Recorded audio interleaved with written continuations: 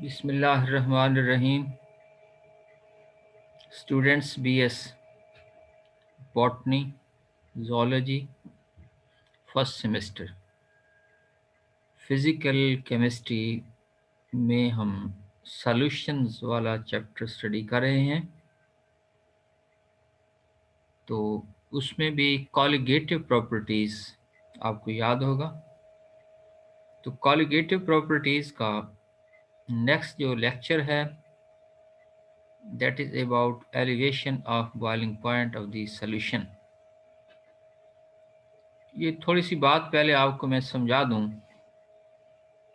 कि elevation of boiling point से मुराद क्या है। से आप एक सॉल्वेंट ले लेते हैं, जैसे पानी है, आपने इसका बॉइलिंग पॉइंट नोट किया, कितना होगा 100 डिग्री सेंटीग्रेड। अगर 1 किलोग्राम पानी में आपने से 1 मोल ग्लूकोज 180 ग्राम्स डिज़ोल्व कर दिया। ग्लूकोज नॉन वोलेटाइल सॉल्यूट है, तो इससे सॉल्यूशन बन जाएगा। अब दोबारा से आप इसी सॉल्यूशन का बॉइलिंग पॉइंट नोट करें, तो आप देखेंगे कि अब इसका बॉइलिंग पॉइंट 100 डिग्री नहीं होगा, बल्कि 100 से बढ़ जाएगा, 100.52 डिग्री सेंटीग्रेड होगा। ये जो इंक्रीज हुई है बॉइलिंग पॉइंट, उसे आप एलिवेशन ऑफ बॉइलिंग पॉइंट का नाम देंगे। तो अब दूसरे लफ्ज़ों में आप ये कहेंगे कि जो सॉल्वेंट है उसका बॉइलिंग पॉइंट कम होता है और जो सॉल्यूशन है उसका बॉइलिंग पॉइंट ज़्यादा होगा। Boiling point of a solution is the temperature at which the vapor pressure of a liquid is equal to the external pressure। ये boiling point की definition होगी। The addition of a non-volatile solute to the solvent lowers its vapor pressure and thereby elevates the boiling point of the solution. The difference between the boiling point of the solution and the pure solvent is known as the elevation of the boiling point of the solution. The elevation of boiling point of the solution depends on the nature of the solvent and the concentration of the solute.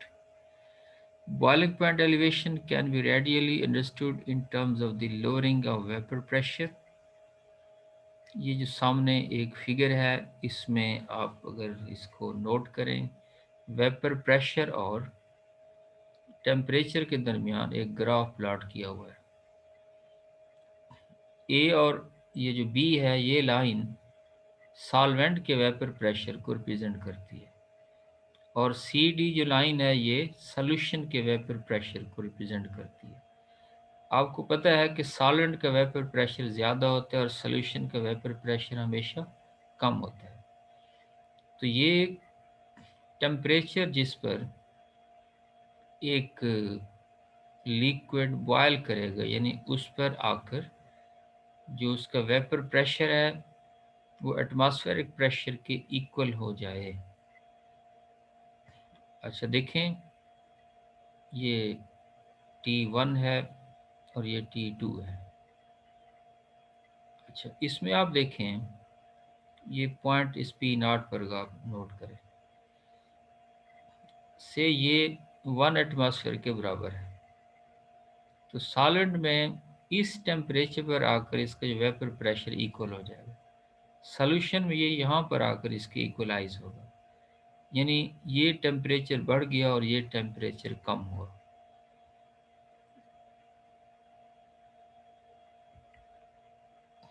ये सारी उसी बात को mention किया हुआ है जो graph है। इससे एक ट्रायंगल से पेयर होती है, तो टी और टी नॉट का डिफरेंस डेल्टा टी बी कहलाएगा। लोअरिंग ऑफ वेपर प्रेशर के मुताबिक जो इक्वेशन है, P not minus P is equal to delta P is equal to G E, उसके मुताबिक ग्राफ में अगर आप देखें points E and F lies on the vapor pressure curve of the solution at temperature T naught and T. Then from Clausius-Clapeyron equation, log of P naught over P is equal to delta HV over R 1 over T naught 1 minus 1 over T. ये इस चीज़ के equal हो जाएगा, where P is the vapor pressure. तो for a dilute solution, T naught and T are not very different, and therefore T naught T is nearly equal to T naught square. तो उस equation को हमने इस form में convert कर दिया. According to the Rolle's law, P over P naught is equal to x1 is equal to 1 minus x2. So log of 1 minus x2 is equal to del h v over r del t b over t naught square.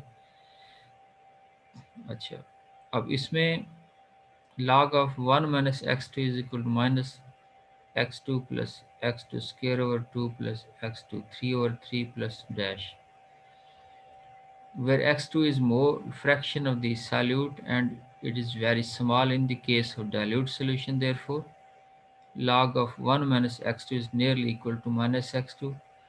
So the equation will turn into minus x2 is equal to minus del hv over r delta tb over t naught square, and delta tb is equal to r t naught square x2 over delta hv.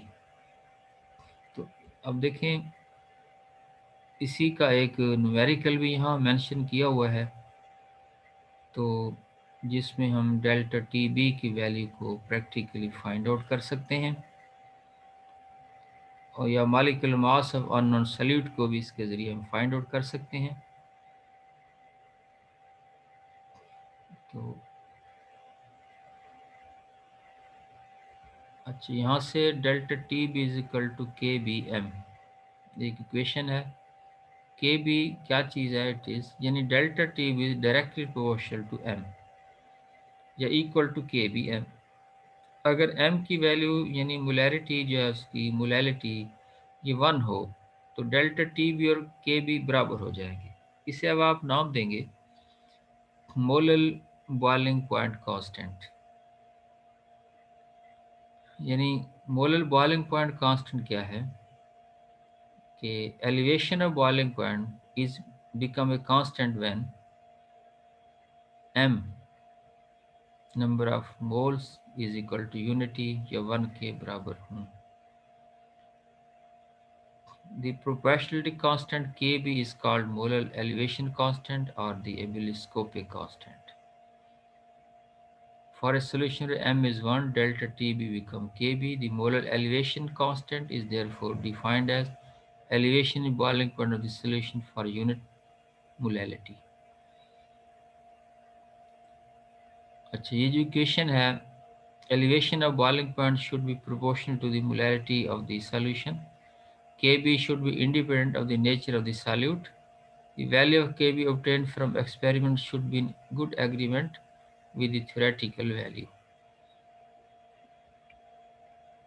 ये boiling points calculated और observe जो note किए गए various इसी equation से. Molar mass determination देखें ना, delta T B is equal to K B M. M क्या है? ये मोलैलिटी है. तो मोलैलिटी को यहाँ आप पुटअप कर दें. मोलैलिटी किस चीज़ के बराबर? W2 और W1 into M2 multiplied by 1000. तो M2 आप इस इक्वेशन से फाइंड कर लेंगे.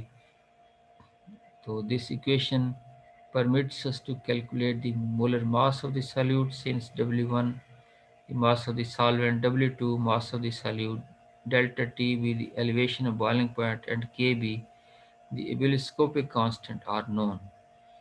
तो इसका भी एक न्यूमेरिकल रिलेटेड होगा, तो उसे भी आपने नोट करना है. बस आज का ये लेक्चर कंप्लीट हुआ. एक बात वंस अगेन कि हम जितने इस चीज़ को कोशिश यही है कि पढ़ लेंगे, ये सॉल्यूशन वाला चैप्टर हम कंप्लीट कर लें इंशाल्लाह. तो आपका जो है 3 चैप्टर हो जाएंगे, केमिकल इक्विलिब्रियम, केमिकल काइनेटिक्स और सॉल्यूशन। हम इनके टेस्ट लेते जाएंगे और एक तकरीबन यही हो रहा है कि आपकी असाइनमेंट मेथड से तकरीबन मुझे एक अंदाज़ा है आपका मिड टर्म एग्ज़ाम होगा। तो मेरे लिए कोई अब मुश्किल नहीं है कि जो मैंने आपके टेस्ट लिए हैं उसमें जो आपकी हाज़िरी है वही मैंने कलेक्ट करने हैं और उसी से ही आपकी असाइनमेंट बनानी है। तो जो स्टूडेंट्स उसमें रेगुलर थे they will get there full marks, और जो उसमें एब्सेंट थे या जिस तरह उनकी जैसे प्रेजेंस रही है उनके अटेंडेंसेस, तो उसके मुताबिक ही उनकी असाइनमेंट्स वही उनको रिज़ल्ट मिलेगा। तो फर्दर आइंदा के लिए रेगुलर हो जाएं। End of the lecture. Thank you very much. अल्लाह हाफिज़। अल्लाह की अमान।